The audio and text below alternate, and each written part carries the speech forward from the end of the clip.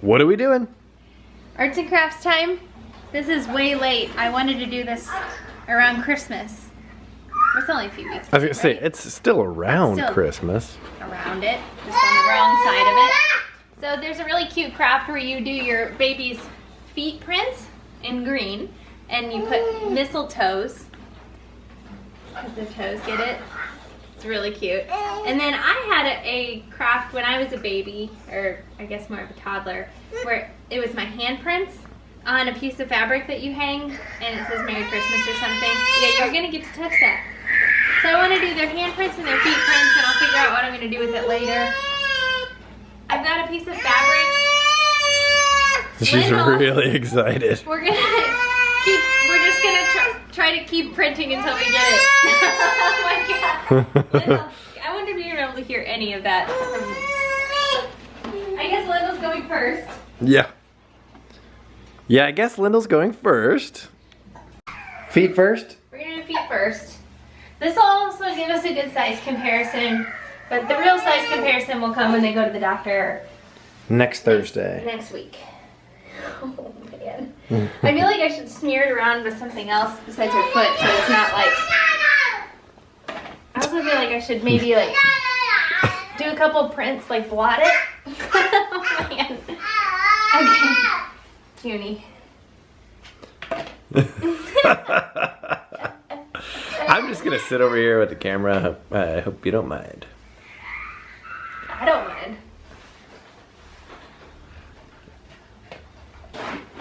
What do you think, Lindell?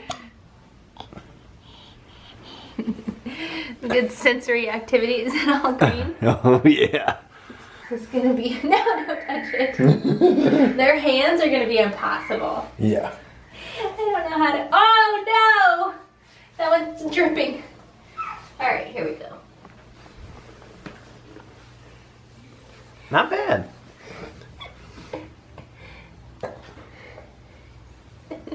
Not good. Not good. This is it. Lindell, feet flat, please.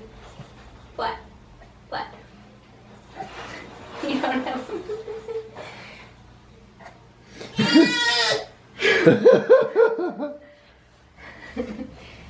Alright, maybe we should concentrate on one foot at a time.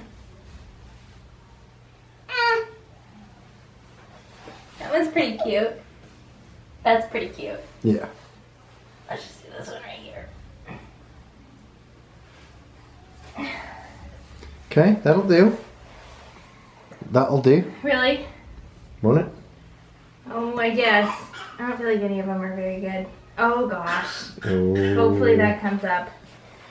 Oh boy. Oh dear. Is this water soluble paint? I don't know.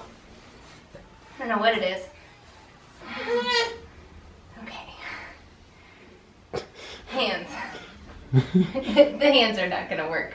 We're not gonna be able to do hands. Yeah, let's just do toes, mistletoes. Okay, mistletoes. Let me try to get a better one then. Oops. No. Alright, she's done. It's on my leg. It's on my leg. Do you want to take her and I'll take him? Yeah, I probably should change out of my work clothes. Well, yeah, probably.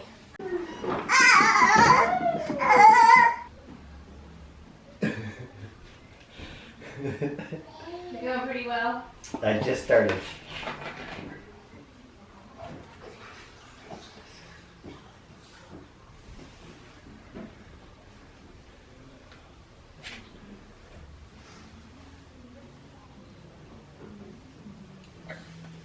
Nailed it.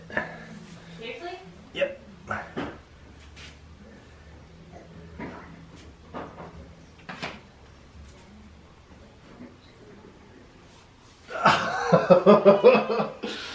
What? His left buddy kind of pulled up a little.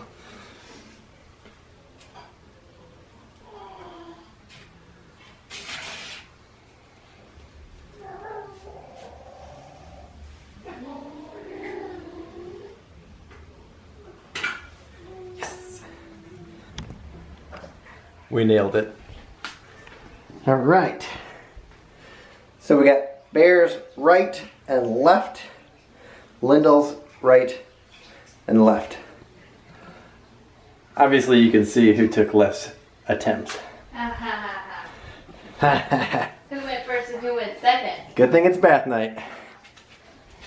Do Lindles look okay? Because in my memory they look horrible. They're alright.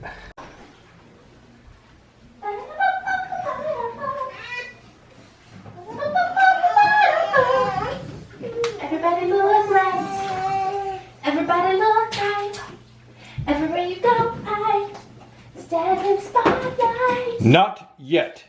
Free to run around all day. Sit down. Hey, wait. Oh, good. Hey, happy Thursday. Is it Thursday? It's Thursday because Brad's off work. Lyndall June's sitting in her chair. She's very proud. Just getting themselves situated into a chair just feels like a huge accomplishment to them. They love doing it. So we are doing some really fun stuff this weekend, and we only know as of late that we're going to be able to do them. There's a big storm system moving in tomorrow, and we're supposed to get quite a bit of snow, it looks like. So Brad was supposed to have drill. He now does not have drill. It got canceled because of the weather. Thankfully, because it's my birthday weekend, which last year, for very good reason, my birthday was like an afterthought because the babies were born like 2 weeks prior. My birthday kind of always is an afterthought, just like I feel like the babies is going to be because it's right after the holidays. Nobody's into celebrating a birthday right after the holidays. So anyway, the Chiefs are in the playoffs. They play Saturday. It's my birthday weekend, and Brad does not have drill. And it's supposed to snow, and we love snow. I love snow. So it's gonna be a really fun weekend. Hopefully it's not one of those that like snow doesn't end up happening, and you never know what's gonna happen with that. Hi, Bear. This little guy has finally started drinking out of cups. Thank goodness. Let's not touch the lens of the camera, because then it puts smudges on it forever. We'll have to teach you about proper etiquette with cameras. So additionally, I got my hair done last week, and my stylist was noticing my regrowth from, I had a ton of postpartum hair loss, probably from like 3 to 6 months. So it's all starting to grow back in, and she said it's extremely curly what's growing back in, and that it's gonna be really difficult to get my hair straight because all of my underneath stuff is gonna be so curly, it's gonna be hard to get that stuff straight. So she recommended me just embracing the curl.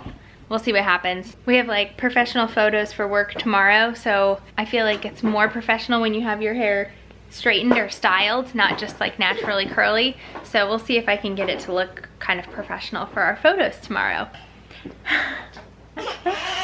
Okay. What? Are we hungry? Are you hungry? Are you hungry? I'm trying really hard to use the words like hungry and thirsty every time we drink and eat so that they can learn those to tell me that they're hungry and thirsty. Let's see if that works. Just standing there, thinking about reading The Three Little Bears. Oh, man. I can't believe you guys aren't walking yet. He's in a really good mood. Hey, Bear. He has like the heartiest.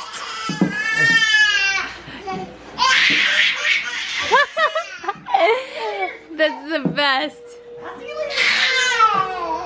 I'm gonna eat you. Boo Bear, can I have a kiss? Can I have a kiss? Oh, wait. Can I have a kiss? Wait for your mom. Wait for me.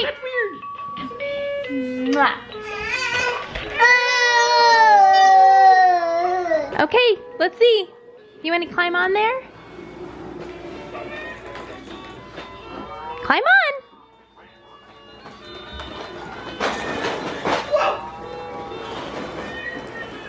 That's cool too. You guys are so entertaining. Peekaboo.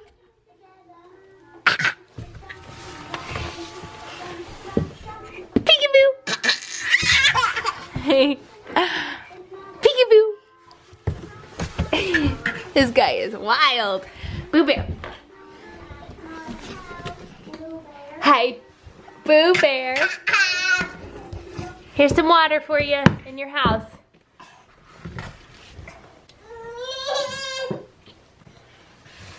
So we got these really neat personalizable stuffed animals that sing from one of our friends, Tanya. Auntie Tanya from Australia. Auntie Tanya.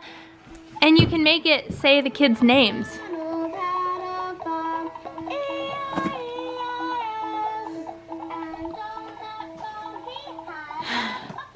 Hey, wild baby. You're a wild baby. And you can put like their favorite color and color, animal, their name, obviously. neat. Yeah. Those are cool. I wonder if they have those here in the US. Yeah, I don't know. It's a leapfrog, so you would think that they do. Yeah. Lindell's language is developing by leaps and bounds. Lindell, where's Dada? Where's Dada? Where's Bear? Where's Bear? Where's Bear? Lindell. So I'm the only one who tells her where Mama is. So watch what she does. Where's Mama? Where's Mama? Obviously when I say where's Mama and I point at myself, so Lindell thinks this means Mama. Pretty smart.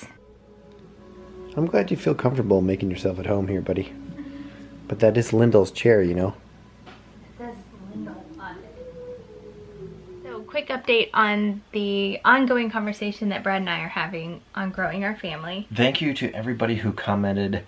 There were like 250 comments. We definitely read them all. However, we did not reply to all of them. Yeah, they were really, we got all perspectives. Yeah, everybody had their strong no's, strong yeses. Yeah.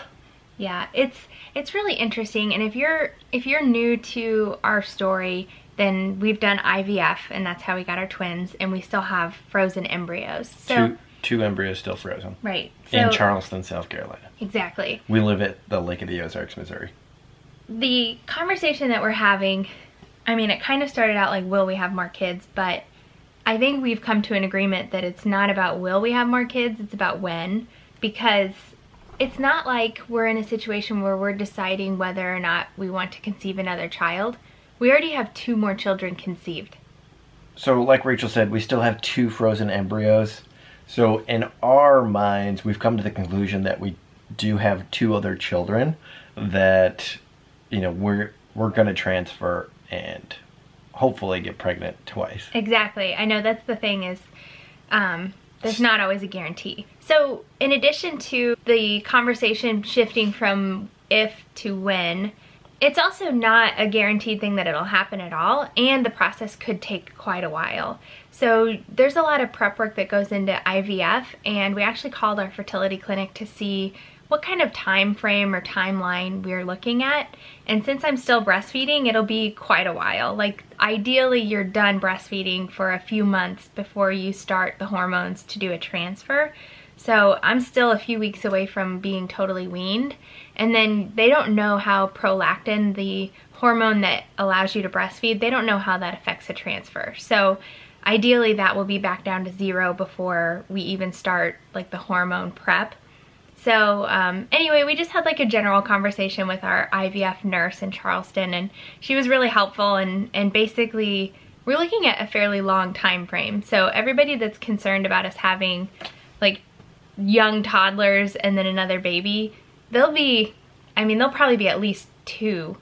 Oh, at least 2. Yeah, probably. They'll be closer to 3 before we would even, or maybe even beyond that, before we would even have like a live baby. Hopefully they'll be potty trained. Exactly. Yeah, it's likely. That was a lot of people's recommendations. Is wait till they're potty trained? Wait till they're potty trained. So it would be really unlikely that we could have a baby before they're potty trained. That would be within 1.5 years, and I just don't think that's likely. So much science and planning. Mm-hmm. Kind of takes the fun out of definitely having a baby. I know. Well, I mean, it's still fun, but the thing is, like, even if we started the whole process right now, there's still, like, if we could start today, which we definitely can't because you have to wait till like day 1 of your cycle, there's still 2 months of hormones leading up to a transfer. So the timeline is long, and that's if everything goes perfectly. You could do all of that stuff and get to 5 days before the transfer, and then your lining isn't adequate, your uterine lining for a transfer. Man, this is bringing back so many memories for me. Oh, and then we were talking about, like, so our embryos aren't genetically tested. Do we want to test them before we start doing transfers, because that increases the likelihood that the transfer will work as if they're genetically normal? So, but it also increases the chance that you risk losing the embryo. Exactly. So we don't think we want to do that, but there's a possibility that we'll do all of these medicines and shots and everything and then end up with a failed transfer, and that's something that we're having to prepare ourselves for. At the same time of having the conversation of growing our family, we're having to, like, stay guarded. That's the thing with infertility. That's the part that sucks. So hit that subscribe button if you want to follow us on our journey. Obviously, things are going to get exciting as we get closer to planning for our next transfer. You'll get to see everything that goes on with IVF, and all the while we have toddler baby twins. Toddler I think they're babies. They're still babies. Yeah. So yeah, it's gonna be exciting. This will be new for us, doing a transfer without having just done the full cycle of IVF. So this will be kind of new territory for us, but we're an open book. Let us know if you have any questions. And share our story. I think, you know, all those cards that we have hanging up in our living room, a lot of them are IVF, and they've reached out to us about how they felt isolated. You know, nobody around them knew their story, and they found us and got motivation, and they learned stuff going along the way. So share our story. We really appreciate it. We love reaching and hearing from new people. You never know who's struggling with infertility. That's one thing I've learned is, with us being open with our story, I can't believe how many of my friends, close friends from high school, people I haven't talked to forever, reached out to me to tell me that they had their own struggles. And that was the coolest thing, was like becoming connected through this platform, I guess you could call it. That's really why we've kept going, I think. In a world with social media, the connections that you make are amazing. We'd love to hear your story too. With that said, like, any emails that we get, we love reading, and Brad tries to reply to most of them, or me. I was gonna say, we both do. Yeah, so. All right, you guys have a good rest of your weekend. Bye-bye. Bye.